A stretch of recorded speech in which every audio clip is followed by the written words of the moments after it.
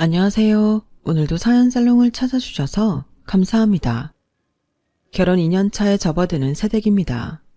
요즘 세상은 정말이지 비밀이 없나 봐요. 과거에 했던 말 한마디가 탄로나 하루아침에 공직에서 내려오기도 하고 학창시절에 벌인 잘못된 행동으로 내 세상에 신상이 털려 직장을 잃기도 하니까요. 물론 그런 사람들을 옹호해줄 생각은 손톱만큼도 없습니다.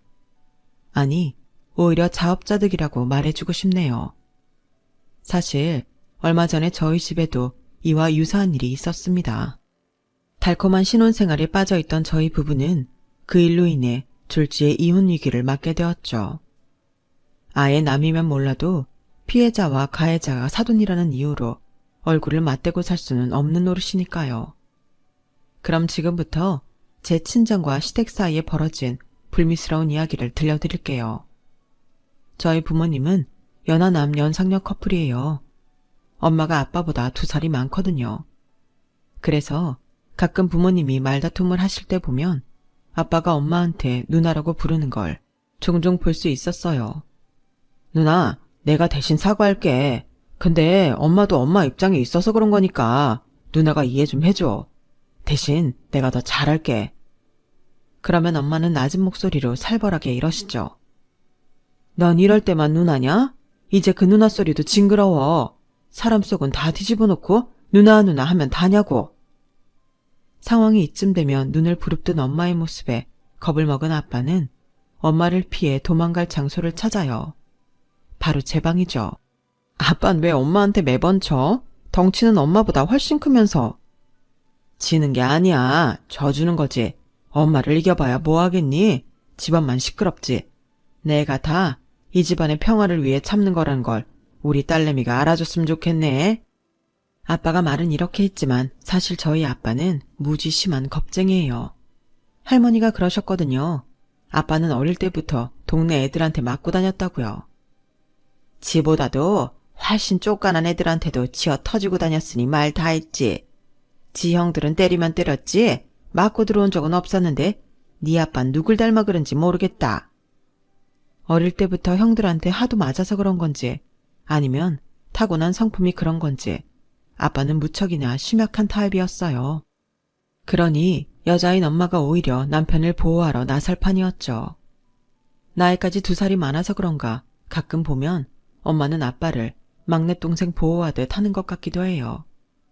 엄마 성격을 그대로 닮아서 아주 쬐끔 드센 저로서는 이런 아빠가 답답할 때가 많긴 하죠. 그런데 엄마 말로는 아빠가 예전엔 더 심했다는 거예요. 한 번은 이런 일도 있었어요. 제가 유치원에 다니던 무렵으로 저희 부모님이 카페테리아를 운영하시던 때였어요. 당시 오후 시간에는 엄마가 저를 하원시키고 집안일을 하느라 가게를 비우고 집에 들어와 있었거든요. 가게는 아빠와 아르바이트생이 지키고 있었고요. 말도 마라. 너 데리고 막 집에 들어왔을 때였는데 네 아빠가 미친 듯이 집으로 달려 들어오더라고. 무슨 일 있냐고 물었더니 가게에 강도가 들었다는 거야. 그러면서 얼른 나보고 가게에 가보래. 아니 왜? 경찰에 신고를 해야지 왜 엄마 보고 가게에 가래. 내 말이. 암튼 경찰에 신고를 하고 가게로 달려갔더니 알바생 혼자 가게에 있더라고. 일단 다친 데는 없는지 살피고 자초지종을 물어봤는데 그걸 듣는 내내 창피해서 죽을 뻔했다니까. 상황은 이랬어요. 알바생이 손님이 없는 틈을 타 빵 포장을 하는 사이 아빠는 길 건너 사진관에 다녀온다고 나갔는데 하필 그때 노숙자 하나가 저희 가게로 들어온 거예요. 가게에 여자 알바생 하나만 있는 걸 본 노숙자는 금고에 있는 돈 다 내놓으라고 말했고 노숙자가 그리 위협적이지 않은 사람이란 걸 파악한 알바생은 기지를 발휘해 금고가 망가져서 못 연다고 한 거죠. 그 말에 노숙자는 씩씩거리며 욕설을 퍼부었고 아빠는 그런 상황을 길 건너에서 가게 전면창을 통해 보았던 거예요. 그리곤 집으로 달려온 거죠. 사모님, 저 이런 말하기 뭐하지만 사장님 남자 맞아요? 저요 다 봤거든요. 길 건너에서 강의 상황 다 보고도 도와주러 달려오기는커녕 겁에 질려 도망가는걸요. 아까 가게에 들어온 노숙자가 위협적인 사람이 아니었으니 망정이지. 진짜 칼까지 든 강도였으면, 생각하기도 싫어지네요. 저 사장님한테 완전 실망했어요. 그날 밤 엄마는 아빠를 엄청 혼냈어요. 딸 가진 부모로서 어떻게 내 가게에서 남의 집 딸내미가 위험에 처했는데 도망을 칠 수가 있냐고요.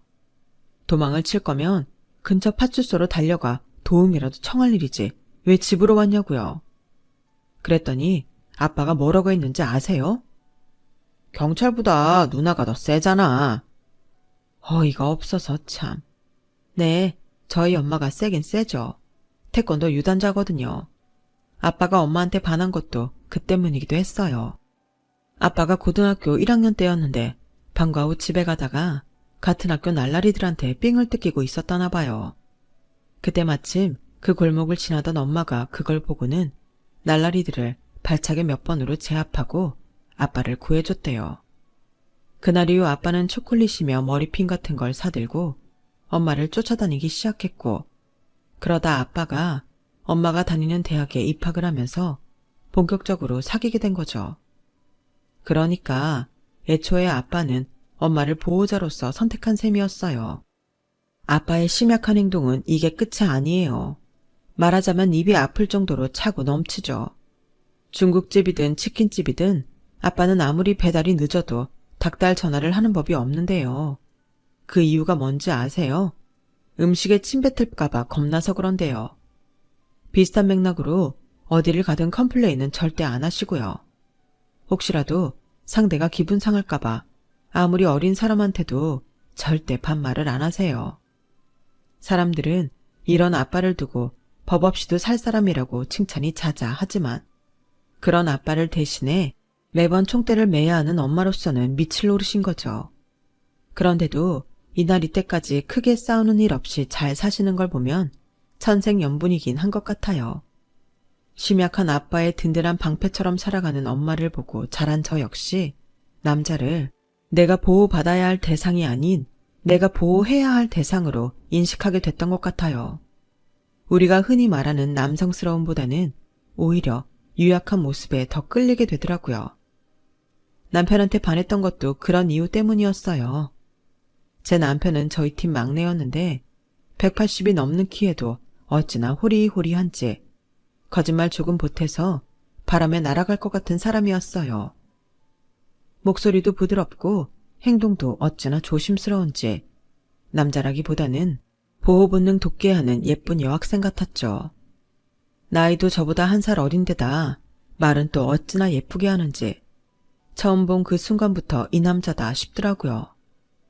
직속사수의 이점을 최대한 이용해 일부러 둘이 붙어있을 시간을 만들고 회식 자리에선 술을 잘 못 마시는 남편을 대신해 흑기사 노릇도 해줬어요. 그러면 남편은 자기 대신 술을 마시고 취한 저의 운전기사 노릇을 하면서 저희 집까지 데려다 주었죠. 그렇게 남편 꼬시기에 공을 들인 지 반년 만에 저희는 사귀게 되었어요. 그런데 막상 사귀어 보니 남편이 제 생각과는 좀 다른 사람이더라고요. 회사에서는 내 보호 아래 있던 사람이 제 남자친구가 된 순간부터는 오히려 저를 보호하려고 하더라고요. 지금껏 내가 리드하는 연애만 하다가 남편한테 주도권을 뺏기게 되니 처음엔 당황스러웠어요. 그런데 이상하게 싫지는 않더라고요. 오히려 마치 저를 물가에 내놓은 아이처럼 전전긍긍하고 애지중지하는 모습을 보니 이제야 진짜 내가 여자가 된 것처럼 묘한 기분이 들기도 했거든요. 한 번은 제가 장난으로 누나라고 해봐. 그랬더니 정색을 하며 이러는 거예요. 사귀는 사이에 무슨 누나야. 차라리 나한테 오빠라고 불러. 그럼 내가 오빠 노릇은 해줄 테니까. 곧 죽어도 남자라고 자존심을 세우는데 그 모습도 귀엽더라고요. 예전에 사귀었던 남자들은 누나 하면서 데이트 비용도 저한테 미루고 툭 하면 이거 사달라 저거 사달라 요구만 했었는데 남편은 달랐어요. 저랑 만나기로 한 날이면 늘 저희 집까지 차를 끌고 와서 태우고 나갔고 올 때마다 작은 선물이라도 하나 사들고 오곤 했거든요. 장미꽃 한 송이라든가 헤어핀이라든가 마카롱 같은 소소한 것들이었지만 평소 제가 좋아하는 것들을 기억하고 챙겨준다는 거에 명품 백을 받은 것보다도 더 큰 기쁨을 느꼈어요. 어릴 때부터 금슬이 좋은 부모님을 보고 자라면서 나도 나중에 다정한 남자를 만나 행복하게 살고 싶다는 생각을 해왔었는데 그런 점에서 남편은 딱 제 이상형이었죠. 그래서 사귄 지 2달도 되기 전부터 넷이 민남자랑 결혼을 해야겠다고 결심했던 것 같아요. 하지만 정작 결혼은 3년이나 더 지난 후에 하게 되었어요. 코로나 영향 때문이기도 하고 남편이 저보다 사회생활이 늦어서 결혼 자금을 좀 모아야 했거든요. 집안이 넉넉지 않아서 대학 등록금부터 용돈까지 늘 자기 손으로 벌어서 썼던 남편으로선 어쩔 수 없는 상황이었지만 서른이 코앞으로 다가온 저로서는 기다리는 시간이 만겁의 세월만큼이나 길게 느껴졌었죠. 그리고 드디어 남편의 3년 만기 적금이 완성된 그날 저희는 저희 집에 인사를 드리러 갔어요. 저만큼이나 오매불망 제 결혼을 기다리시던 부모님은 무척이나 환대를 해주셨고 기분 좋게 결혼 승낙을 받을 수 있었어요. 그리고 한 주 뒤 시댁에 인사를 드리러 가게 되었죠. 자식은 부모의 거울이라는 말이 있듯이 모르긴 해도 아버님이 남편과 비슷한 분위기를 가진 사람이 아닐까 생각하며 시댁 벨을 눌렀어요. 그런데 50대 중년임에도 체격이 엄청 좋은 분이 문을 열어주시지 뭐예요. 게다가 인상도 꽤 강해 보였어요. 좋게 말해서 강한 거고 얼굴에서 웃음기만 빼면 조폭 같은 분위기였어요. 살짝 동공에서 지진이 났지만 애써 감정을 숨긴 채 현관으로 들어섰어요. 20평대 중반의 빌라였지만 집안을 깔끔하게 꾸며놔서 답답함 없이 시원해 보였어요. 주방에서 나온 시어머니는 아버님과 달리 여리여리한 천상 여자 스타일이었죠. 보니까 남편이 어머님을 닮은 거더라고요. 아버님은 제가 준비해간 양주를 받아 드시곤 엄청 좋아하시더라고요. 이야, 이 비싼 걸 다 사오고 집이 좀 사는가 봐. 농담이에요. 그래, 부모님은 다 살아계시고 사는 동네는 어디예요? 아버님은 회사원이신가? 아니면 자영업이나 개인 사업을 하시나? 아버님은 성질이 꽤 급하신 편인지 제 대답도 듣기 전에 서너 개나 되는 질문을 한꺼번에 쏟아내셨어요. 제 대답을 들으신 후에는 꽤 만족스러우셨는지 바로 저를 며느리라고 부르시며 말을 놓으시더군요. 갑작스런 호칭 변화에 좀 놀라기는 했지만 싫지는 않았어요. 3년 동안 결혼을 바라왔던 저로서는 너무도 듣고 싶은 호칭이기도 했으니까요. 아버님은 선물은 사온 사람 앞에서 써주는 게 예의라며 반주로 제가 사간 양주를 드셨어요. 그리고는 살짝 오른 치기에 기분이 좋으셔서 그랬는지 목소리도 커지고 말씀도 많아지셨죠. 내가 지금은 이 모양 이 꼴이지만 그래도 젊었을 땐 주먹 깨나 썼던 사람이야. 그땐 근육도 엄청 났었는데 그걸 못 보여주는 게 아쉽네. 우리 며느리 친정아버지는 어떤 분이신가? 시원시원한 우리 며느리 성격을 보면 분명 나랑 잘 맞는 분일 것 같은데. 차마 아버님 앞에서 심약한 우리 아빠 얘기를 할 수가 없어서 저는 그냥 미소로 상황을 모면했어요. 내가 남편을 보고 내 멋대로 시아버지를 떠올렸던 것처럼 아버님도 분명 저와 같을 거라 생각했지만요.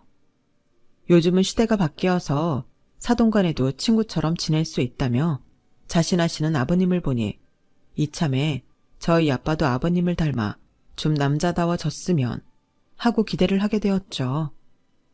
양쪽 집 모두 저희 결혼을 환영해주는 분위기라서 왠지 축복받은 결혼을 하게 된 것 같은 착각까지 들었어요. 그래, 우리가 인연은 인연이었던가 봐.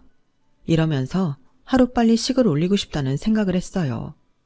그래서 상견례도 서둘러 잡게 되었어요. 상견례 장소도 마침 저희가 원하는 날짜와 시간대에 예약이 가능해서 시작부터 조짐이 좋다고 생각했어요. 당시만 해도 뭐 하나 막히는 것 없이 결혼식까지 순조롭게 진행될 줄만 알았거든요. 하지만 그런 섣부른 기대는 상견례 장소에 도착한 그 순간 산산이 깨지고 말았어요. 약속 시간보다 20여 분 일찍 도착한 저희 식구는 먼저 룸에 들어가 기다리고 있었어요. 그리고 몇 분 뒤 남편과 시부모님이 룸 안으로 들어오셨죠. 그런데 그 순간 아빠가 안절부절하시며 인사도 나누기 전에 화장실에 다녀오시겠다고 나가시는 거예요. 저랑 엄마는 무안해서 어쩔 줄 몰라 했죠. 그랬는데 아버님이 호탕하게 웃으시며 그러시는 거예요. 바깥 싸더니 많이 긴장하신 모양입니다. 실은 나도 긴장을 해서 그런가 화장실을 좀 다녀와야겠어요. 안사돈들끼리 먼저 얘기 나누고 계세요. 아버님은 저희를 배려하시려고 일부러 그러셨는지 룸을 나가셨어요. 두 아버님이 안 계신 동안 저희 엄마와 시어머니는 각자 자식들에 대한 얘기며 의례적인 인사말들을 나누셨어요. 그리고 10여 분쯤 지나자 두 아버님들이 나란히 룸으로 들어오셨어요. 평소 담배를 안 피시는 아빠한테서 담배 냄새가 나는 걸 보니 아버님이랑 같이 계시느라 냄새가 밴 것 같더라고요. 그런데 밖에서 두 분이 무슨 얘기를 나누셨는지 저희 아빠 표정이 너무 안 좋은 거예요. 초조한 듯 마른 입술에 자꾸 침을 바르시는 것도 그렇고 시선을 어디에 둘지 몰라 하셨죠. 그 모습을 본 엄마가 아빠한테 물었어요. 여보, 어디 안 좋아요? 얼굴이 왜 이렇게 창백해? 아니야, 나 괜찮아. 긴장이 돼서 그런가 봐. 얘도 참, 왜 당신이 긴장해요? 당신이 결혼하는 것도 아닌데. 그러자 아버님이 얼른 끼어들었어요. 승원이 넌 여전하구나. 툭 하면 긴장하는 걸 보니. 아참, 안사돈, 그거 아셨습니까? 승원이랑 저 고등학교 동창입니다. 동창 녀석을 사돈으로 만나게 할 줄은 몰랐네요. 우리 애들이 인연은 인연인가 봅니다. 어머, 그래요? 세상 참 좁다더니 어떻게 이런 인연이 다 있을까요? 아무쪼록 저희 딸 좀 잘 부탁드립니다. 아이고, 무슨 그런 말씀을. 친구 딸이면 내 딸이기도 하지 않겠습니까? 내가 내 자식처럼 살뜰히 보살필 테니 사부인께선 아무 걱정 마세요. 며느리가 누굴 닮았나 했더니 안사돈을 닮아 얼굴도 예쁘고 성격도 시원시원한 모양입니다. 승원이 저 녀석은 학교 다닐 때도 눈에 안 띄게 조용하기만 했거든요. 얌마, 너 결혼 잘했다. 이렇게 멋진 와이프를 다 만나고 부럽다 부러워. 아버님은 웃음꽃이 피는 얼굴로 상견례 분위기를 부드럽게 만들어주셨어요. 반면에 저희 아빠는 마려운 강아지처럼 끙끙대기만 하셨죠. 분명 뭔가가 불편하신 모양인데 날이 날인지라 아빠한테만 신경을 쓸 수가 없어서 그날은 그냥 넘겨버렸네요. 그러지 말았어야 했는데 말이죠. 두 아버님이 고등학교 동창이라는 사실이 밝혀진 이후 결혼 준비는 더 속도를 내기 시작했어요. 아버님이 동창과 사돈을 맺게 돼서 기쁘시다며 어지간한 건 다 저희 쪽에 맞춰주셨거든요. 저랑 엄마는 시아버지 배려에 많이 고마워했죠. 저희 아빠만 빼고요. 여보, 당신은 친구 잘 둔 줄이라 알아. 딱 보니 그리 친한 사이는 아니었던 것 같은데도 사돈은 당신이랑 동창이라고 번번이 우리 쪽 편의를 봐주잖아. 그런데도 당신은 뭐 느껴지는 거 없어? 느끼긴 뭘 느껴. 미안하지도 않냔 말이야. 친구는 애들 혼사에 이렇게 노력하는데 당신은 상견례 때부터 표정이 그게 뭐야? 도살장에 끌려가는 소처럼 세상 억울한 표정만 짓고 말이야. 설마 당신 우리 가연이 시집 보내기 싫어서 그러는 거야? 아니면 동창 사이에 내가 모르는 일이라도 있는 거야? 그런 거 없어. 그냥 마음이 심란해서 그래. 아빠 표정은 분명 예전과 달리 많이 어두워졌어요. 저도 단번에 알아볼 정도로요. 그런데도 아빠는 한사코 아무 일 없다고 말씀하시더라고요. 그렇게 시간은 흘러 저희 부부는 무사히 결혼식도 치르고 신혼여행도 다녀왔어요. 처음엔 시댁의 모든 게 낯설고 불편하기만 했었지만 4번의 명절을 지내는 동안 저도 시댁 분위기에 익숙해졌어요. 저희 시어머님이 무던한 분이시라서 시집살이 걱정은 하지 않고 살고 있어요. 사실 처음 인사를 드리러 왔을 때는 무표정에 말수도 적으셔서 속을 알 수 없어 걱정을 했는데 오히려 지나고 보니 속도 깊고 정도 많은 분이시더라고요. 첫인상과 많이 다른 사람은 오히려 시아버지셨어요. 호탕하고 서글서글한 줄 알았던 아버님은 이기적인 면이 많고 아내한테 함부로 대하는 나쁜 버릇까지 있으시더라고요. 게다가 공짜는 또 어찌나 좋아하시는지 공짜라면 양잿물도 마실 뿐이셨죠. 아가, 니네 회사에서 행사하고 남은 사은품 좀 없냐? 작년에 마스크며 휴대폰 홀더 같은 것도 갖다 주더니 올해는 왜 아무것도 안 가져오냐? 혹시 니네 친정으로 죄다 가져간 거 아니니? 아, 올해는 사은품을 많이 안 찍어서 재고가 없어요. 그런데요, 아버님, 저희 회사 로고 찍은 사은품 쓰시기 창피하지 않으세요? 저희 회사 제품이 어린 친구들을 타깃으로 하는 제품이다 보니 사은품도 다 애들용이잖아요. 어른들이 쓰시기엔 좀 그럴 텐데요. 공짜로 받는 건데 그게 무슨 상관이냐? 난 상관없다. 그러니까 제품에 상관없이 사은품 남으면 바로바로 가져와. 아예 박스채 가져오면 더 좋고. 제대로 쓰지도 않고 집에 쌓아두면서도 그렇게 욕심을 내시네요. 보면 아버님은 뭐든 얻어다 집에 쌓아두는 편이고 어머님은 아버님 몰래 그걸 빼다가 주변에 나눠주는 스타일이더라고요. 그러던 어느 날이었어요. 오랜만에 친정에 갔는데 엄마가 다이어리랑 미니 달력을 보여주더라고요. 가게 오픈 20주년을 기념해서 리뷰 이벤트에 참여하는 고객들한테 선물로 줄 거라면서요. 에이, 이런 걸 요즘 누가 쓰나? 가게 상호가 대문짝만하게 찍혔는데. 하긴 우리 시아버지 같은 사람만 있다면 이런 것도 엄청 좋아하긴 하겠다. 왜? 네 시아버지가 어떻길래? 말도 마. 우리 아버님은 공짜라면 관 속에 묻혔다가도 번쩍 눈 뜨고 일어나실 뿐이거든. 나보고도 회사 사은품 남은 거 가져오라고 수시로 전화하신다니까. 인턴이나 사원급이야. 나이도 어리고 직급도 낮으니 사은품 몇 개 집어가도 뭐라 안 하지만 난 명색이 팀장인데 그걸 어떻게 챙겨와? 사람들 눈치 보이게. 그래서 사은품 다 나갔다고 했더니 언젠가는 회사까지 찾아오셨더라고요. 말로는 며느리가 일하는 사무실 구경 왔다고 하시는데 내가 우리 시아버지를 모르겠어. 눈을 부릅뜨고 사은품 남은 거 없나 찾으시는 눈치더라고. 어찌나 귀신같이 찾아내시는지 결국 쇼핑백으로 한가득 얻어가셨다니까. 창피해서 죽는 줄 알았어. 사돈이 왜 그러셨다니? 애들 일하는 직장까지 찾아가선. 그래, 박서방은 뭐래? 보라긴 자기도 창피해 죽으려고 그러지. 앞으로도 사은품 받겠다고 회사로 찾아오실까봐 벌써부터 걱정이라니까. 그날 제 걱정은 한치의 오차도 없이 현실이 되고 말았어요. 아버님은 저희 회사에서 제품 출시 행사를 할 때마다 어떻게 그렇게 귀신같이 알고 오시는지 남편이랑 제가 혀를 내두를 정도였다니까요. 아버님이 회사로 찾아오실 때마다 직장으로 찾아오지 말아달라고 용돈도 드리고 택시도 태워 보내드리곤 했는데 좀처럼 달라지는 게 없더라고요. 그래서 더는 안 되겠다 싶어 하루 날 잡아 시댁으로 갔어요. 자기야, 미안해. 우리 아버지 때문에 신경 쓰게 해서. 몰라. 암튼 오늘은 아버님한테 다시는 회사로 안 오시겠다는 다짐을 확실히 받아내야 돼. 당신도 절대 물러서면 안 돼. 뭐 대단한 일이라고. 우리 부부는 차 안에서 굳건한 결의까지 하고는 시댁으로 들어갔어요. 그런데 저희 얘기를 들으신 아버님이 콧방귀를 뀌시지 뭐예요. 글쎄다. 가고 말고는 그때 가봐야 알겠는걸. 그러게 애초에 니들이 알아서 가져다 줬다면 내 발로 찾아갈 일은 없었을 거 아니니. 무작정 나보고 오지 말라고 할 게 아니라 니들이 이 애비 말로 귓등으로도 안 듣고 무시했던 걸 반성해야 하지 않겠냐? 난 뭐 그렇게 생각한다. 아버님, 저희 정말 창피해서 회사 못 다니게 하고 싶으신 거예요? 사은품 그깟게 얼마나 한다고 자식들을 이렇게 창피하게 하세요. 그리고 그렇게 받아오신 물건들 아버님이 쓰지도 않으시잖아요. 창고에 가면 아버님이 그렇게 받아다 챙겨놓은 온갖 사은품들이 잔뜩 쌓여있는데 그건 알고나 계신가요? 필요한 사람이 쓰게 두면 될걸.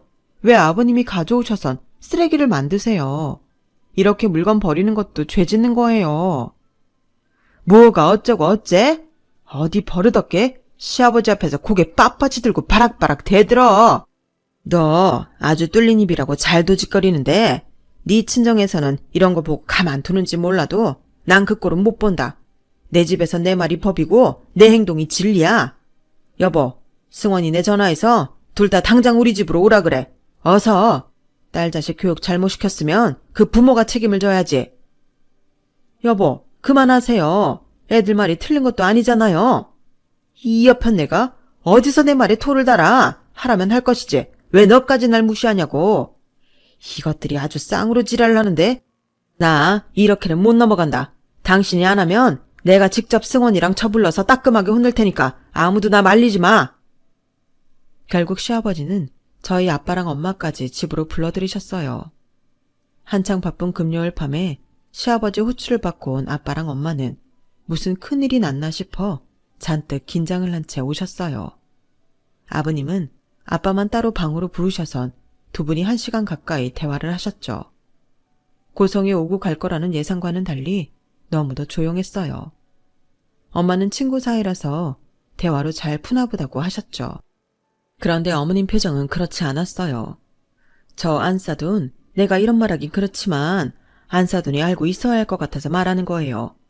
가연이 아버지가 학창시절에 우리 그이한테 많이 당했던 모양이에요. 그이가 못살게 굴고 돈도 뺏고 그랬다더군요. 시작부터 충격적이었던 어머님의 얘기는 우리가 상상하지 못했던 방향으로 흘러갔어요. 저희가 상견례를 한 이후 아버님은 저희 아빠를 집으로 부르셨었대요. 저희 앞에서 예단비를 받지 않겠다고 하신 것과 달리 저희 아빠한테 1,000만 원을 요구해 받아냈다고 하더군요. 이건 저희 엄마도 모르는 사실이라 시어머니 말에 다들 꽤나 놀랐어요. 그런데 그게 다가 아니었어요. 아버님이 지인들과 만나는 자리에 툭 하면 저희 아빠를 불러내 계산을 하게 하셨고 술김에 저희 아빠 멱살을 준 채 집까지 끌고 온 적도 있다더라고요. 거기다 시도 때도 없이 저희 아빠한테 가게 사은품을 가져오라고 시켜서는 창고방에 잔뜩 쌓아두시기도 했다는 거였어요. 그 말을 듣고 창고방 문을 열어봤더니 세상에 저희 식당 상호가 찍힌 다이얼이며 미니 달력이 가득 쌓여 있더라고요. 그걸 본 엄마 표정이 싸늘하게 변해버렸어요. 어째 내가 가게를 비울 때마다 사은품이 푹푹 줄어든다 했더니 그게 다 여기에 있었네? 죄송해요 안사돈, 진작 말씀드리고 싶었는데 바깥 사돈께서 애들한테 창피하니 비밀로 해달라고 하셔서 제가 대신 사과드릴게요. 정말 죄송합니다. 아니요, 사과는 잘못한 놈한테 받아야 맞는 거죠. 안사돈이 무슨 죄가 있겠습니까? 대신 저 오늘 사과 제대로 받고 갈 테니까 내가 무슨 일을 벌이든 끼어들지 말아주세요. 말을 마친 엄마는 아빠와 시아버지가 있는 안방 쪽으로 가 방문 문고리를 돌렸어요. 하지만 안에서 잠근 탓에 칠척 소리만 나고 열리지 않더라고요. 그러자 제 남편이 열쇠를 찾아와 문을 열었어요. 그런데 맙소사, 두 아버님이 안방 안에서 얘기를 나누는 줄 알았더니 그게 아니더라고요. 아버님이 저희 아빠를 깔고 뭉갠 채 괴롭히고 있는 거예요. 저희 아빠는 숨이 막히는지 터질 것처럼 빨간 얼굴로 헉헉대고 있었죠. 그걸 본 엄마는 눈이 뒤집혀서는 그대로 달려가 아버님 얼굴을 정통으로 걷어찼어요. 그 바람에 시아버지 얼굴은 회전문 돌아가듯 휙 돌아갔어요. 그리고 양쪽 콧구멍에서 붉은 피가 주르륵 흘러내렸죠. 이 미친 여자가!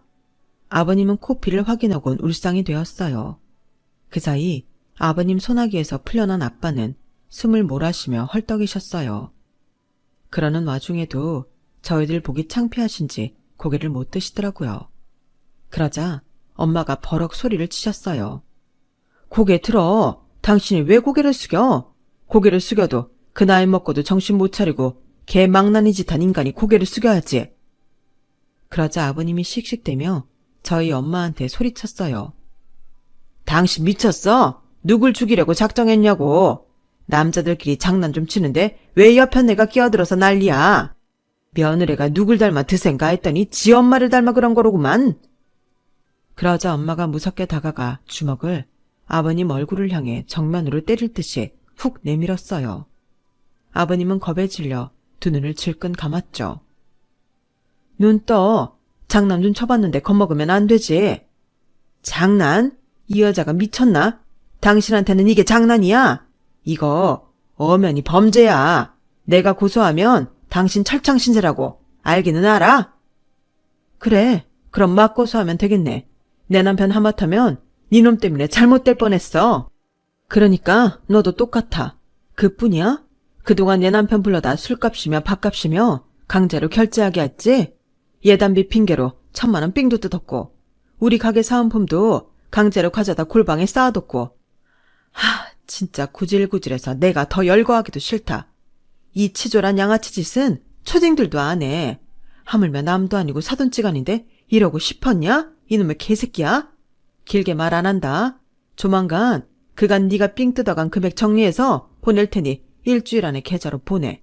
안 그러면 바로 소송이야. 니네 골방에 쌓아둔 우리 가게 사은품도 먼지 탈탈 털어서 고스란히 가져와. 돈으로 뱉어내기 싫으면. 알았어? 오늘은 내가 애들 앞이라서 발끝만 살짝 스쳐줬지만 다음번엔 얄짤 없어. 혹시라도 오늘 일로 내 남편 다시 건드렸다간 평생 네 궁뎅이랑 인사하게 해줄 테니까 알아서 해. 이 옆에 내가 진짜 미쳤나? 야, 그리고 너 왜 말끝마다 반말이야? 내가 땡땡고등학교 47기야. 네 2학년 선배. 눈 까라 이놈아. 한 번만 더 내 남편 괴롭혀봐. 땡땡고교 태권도 에이스 실력 몸소 확인하게 될 테니까. 엄마는 아빠를 데리고 집으로 돌아가셨어요. 남편은 제게 미안하다며 울먹였고요. 사태 파악이 안 되는 건 아버님뿐이었어요. 자기는 잘못한 게 없다며 친구 사이에 그럴 수도 있는 거 아니냐고 대수롭지 않게 말했죠. 그러자 시어머니가 더는 못 참겠다며 한마디 하셨어요. 인간아, 더는 쪽팔려서 너랑 못 살겠다. 내가 이날이 때까지 자식 때문에 참고 살았다만 이제 더는 못하겠어. 이혼하자. 이혼하고 앞으로는 절대 마주치지 말고 살자고 이 화상아. 결국 아버님은 평생 무시하고 살았던 어머님한테 이혼을 당했어요. 이혼 후 재산 분할을 하고 남은 돈으로 저희 아빠한테 뜯어간 돈도 배상을 해야 했고요. 아버님은 거지 똥구멍에 낀 콩나물까지 빼먹을 참이냐고 심하게 반발을 했지만 결국 돈을 갚고 말았죠. 저희 엄마가 변호사를 대동하고 아버님 일터로 가셨거든요. 거기다 합의 조건으로 저희 아빠 앞에서 무릎 꿇고 사과하는 것도 있었는데 그건 저희 아빠가 꼴도 보기 싫다고 안 받겠다고 하셔서 생략했어요. 저희 부부는 이 일로 이혼 위기까지 갔었어요. 하지만 아버님 때문에 헤어지기에는 서로 너무 사랑하기도 했고 시어머니의 도움을 받아 무사히 넘기게 되었죠. 시어머니께서 저희 부모님을 찾아가 눈물의 호소를 하신 끝에 저희 부모님 마음을 움직여 이혼을 면할 수 있게 됐거든요.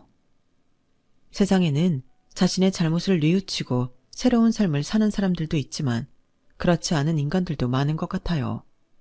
무작정 피해자한테 관용을 베풀라거나 용서하라고 하기보다는 세월이 얼마나 흘렀던 간에 가해자가 제대로 사죄하도록 하는 게 중요한 것 같아요. 타인을 괴롭히는 행동은 결국 자신한테 부메랑으로 돌아온다는 걸 철저하게 깨달아야 다시는 그런 짓을 안 할 테니까요. 세상은 더 바르게 변하고 그래서 더 살만 났으면 좋겠습니다. 지금까지 제 사연을 들어주셔서 감사합니다. 건강하시고 행복하세요. 여러분, 사연 댓글에 응원과 현명한 조언 부탁드려요. 좋아요와 구독은 저에게 큰 힘이 됩니다. 오늘도 좋은 일 가득하세요.